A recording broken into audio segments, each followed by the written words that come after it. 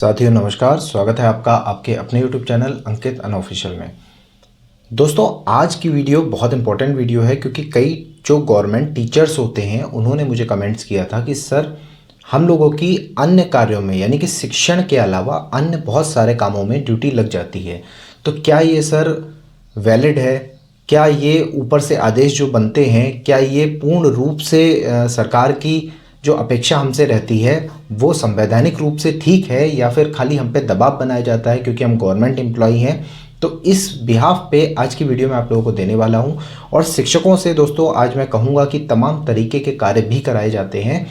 उन कार्यों में जो सबसे ज़्यादा मुख्य कार्य कराया जाता है वो होता है बीएलओ का कार्य। वैसे तो कई सारी जनगणना भी कराई जाती है, सर्वे भी कराया जाता है, लेकिन जो बीएलओ का कार्य है वो सबसे ज़्यादा कराया जाता है।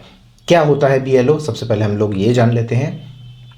दोस्तों बीएलओ का अर्थ होता है बूथ लेवल ऑफिसर। जो भी आपके इलेक्शंस होते हैं, चाहे वो लोकसभा चुनाव हो, चाहे वो विधानसभा चुनाव हो, चाहे वो पंचायती चुनाव हो, उन सब चुनाव में जब आप वोट डालने जाते हैं तो आपके पास एक वोटर आईडी होती है। वो वोटर आईडी जो बनाते हैं वही बीएलओ कहलाते हैं। तो बीएलओ का कार्य होता है घर घर जाके सर्वे करने का, घर घर देखना है कि कौन बच्चा 18 साल से प्लस हो गया है और उसकी वोटर आईडी बननी है, किस घर में किसकी डेथ हो गई है जिसकी वोटर आईडी कैंसिल होनी है, कौन व्यक्ति अपने घर से किसी और शहर में शिफ्ट हो गया है तो उसकी वोटर आईडी शिफ्ट करनी है। इस तरह के तमाम काम बीएलओ के रहते हैं। और दोस्तों बीएलओ का काम काफ़ी टिपिकल होता है क्योंकि आपको प्रत्येक घर में जाके एक एक सदस्य की डिटेल लेनी होती है। और हाल ही में 2025 में अब वोटर आईडी को आधार कार्ड से जोड़ने का भी काम आ गया है, तो इसमें भी काफ़ी शिक्षकों का योगदान रहेगा और ये भी काम अपने आप में जटिल कार्यों में आते हैं। दोस्तों बीएलओ के लिए एक शिक्षक का चुनाव करना सही है या गलत है, इस पर हम लोग बात कर रहे हैं। क्योंकि शिक्षक भी अपने विद्यालय में शिक्षण का कार्य करेगा और उसके बाद ही आपको परमिशन मिलती है कि आप बीएलओ का कार्य कर सकें। जिस दिन बीएलओ की बूथ होता है, यानी कि जिस दिन आपको बूथ पे बैठना होगा, उस दिन तो आप शिक्षण कार्य ना करके उस समय बूथ पे बैठेंगे सुबह 10 बजे से 4 बजे तक। लेकिन बाकी जो आप बीएलओ का कार्य करेंगे, प्रत्येक घर जाके सर्वे करेंगे, उसका ऊपर से आदेश यही आता है कि आप विद्यालय के शिक्षण कार्य के बाद ही बीएलओ का कार्य करेंगे। यानी कि अगर आप 8 से 2 स्कूल करते हैं तो आप 3 बजे घर पहुंचने के बाद फिर उसके बाद बीएलओ का कार्य करने निकलेंगे। और यदि आप अपने विद्यालय के ही क्षेत्र में बीएलओ हैं तो विद्यालय का शिक्षण कार्य समाप्त करने के बाद फिर आप बीएलओ का कार्य करेंगे। क्या ये उचित है? इस पे हम लोग बात करेंगे। दोस्तों ज़्यादातर बीएलओ के रूप में प्राथमिक विद्यालयों के शिक्षकों को ही लगाया जाता है। इस पे इलाहाबाद हाईकोर्ट के जजमेंट की हम लोग बात करते हैं। इलाहाबाद हाईकोर्ट ने एक महत्वपूर्ण आदेश में कहा है कि अध्यापक को बीएलओ के रूप में ड्यूटी ना लगाई जाए। इससे विद्यालय में शिक्षण का स्तर बहुत खराब हो जाता है। स्कूलों में शिक्षकों की कमी बनी रहती है। कोर्ट ने कहा पहले अन्य विभागों के कर्मचारी को आप लोग देखें। जो चुनाव आयोग है उससे कोर्ट ने कहा है कि पहले अन्य विभागों के कर्मचारी देखें, अगर वो कर्मचारी पूर्ण ना हो पाए, ऐसी स्थिति बने कि हमारे पास बीएलओ की कमी बने, हमने सारे विभागों में खोज लिया लेकिन हमको कर्मचारी नहीं मिल पाए, उस कंडीशन में ही आप केवल शिक्षक का चुनाव कर सकते हैं। यह आदेश जो है वो न्यायमूर्ति अजय भनोट ने झांसी के परिषदीय विद्यालय शिक्षक सूर्य प्रताप सिंह व अन्य कई जनपदों के अध्यापकों की याचिका जो आई थी उसकी सुनवाई में यह आदेश दिया था। उसे बीएलओ के रूप में नियुक्त किया गया था, तब उन्होंने ये याचिका डाली थी। कोर्ट ने कहा यह शिक्षक का जो शिक्षा का अधिकार होता है, शिक्षा का अधिकार 2009 का जो नियम होता है उसका उल्लंघन है कि शिक्षक को बीएलओ बनाया जाए।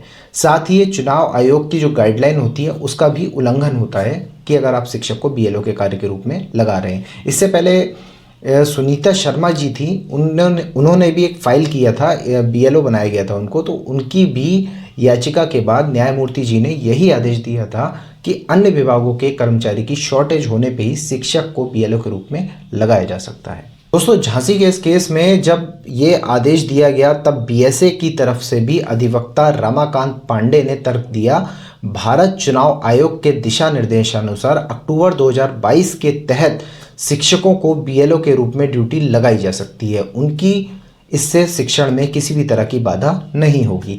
तब कोर्ट ने फिर से अपने आदेश को दोहराते हुए कहा कि बीएलओ के रूप में आप शिक्षक को तब तक नहीं लगा सकते जब तक अन्य विभागों के कर्मचारी जैसे पटवारी हो गए, आंगनवाड़ी हो गई, क्लर्क हो गए, इन लोगों की कमी ना हो जाए तब तक आप शिक्षक को नहीं लगाएंगे। तो दोस्तों यहाँ पे मैं कहना चाहूँगा, बीएलओ के रूप में यदि आप कोई भी शिक्षक हैं और आप पे बहुत ज़्यादा दबाव बनाया जा रहा है और आप काफ़ी परेशान हो रहे हैं, तब आप वहाँ के जो तहसील के एसडीएम होते हैं या फिर जो भी बड़े अधिकारी हैं आपके, वहाँ पे एप्लीकेशन दे सकते हैं कि सर अन्य विभाग के कर्मचारी को ले लीजिए, क्योंकि यहाँ पे मेरा शिक्षण कार्य बहुत ज़्यादा परेशानी आ रही है शिक्षण करने में, और मेरे विद्यालय में शिक्षकों की भी कमी है और बच्चों का भविष्य के साथ खिलवाड़ हो रही है। तो ये कोई बड़ा यहाँ पे मैटर नहीं है। आप कहीं भी एप्लीकेशन अधिकारी को, अपने समक्ष अधिकारी के दे सकते हैं और बीएलओ के रूप में जो आपकी ड्यूटी चल रही है वो हट जाएगी, क्योंकि कोर्ट का भी यही ऑर्डर है और चुनाव आयोग भी यही कहता है कि अन्य विभागों के कर्मचारी अगर नहीं मिलते हैं तब ही शिक्षक को बीएलओ के रूप में लगाया जाए। तो यहाँ पे आपका ये डाउट क्लियर हो गया होगा।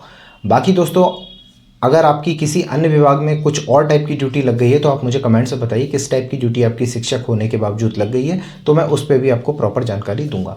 तो आज की जानकारी कैसी लगी कमेंट्स में बताना बिल्कुल ना भूलें। अगर वीडियो अच्छी लगी हो वीडियो को लाइक करें, चैनल पर नए हैं तो कृपया चैनल को सब्सक्राइब करना बिल्कुल ना भूलें। और दोस्तों, इसका आदेश जो होगा वो मैं डिस्क्रिप्शन में डाल दूंगा, चाहे तो आप डाउनलोड भी कर सकते हैं और उसको खुद भी पढ़ सकते हैं। तो आज के लिए इतना ही, नमस्कार।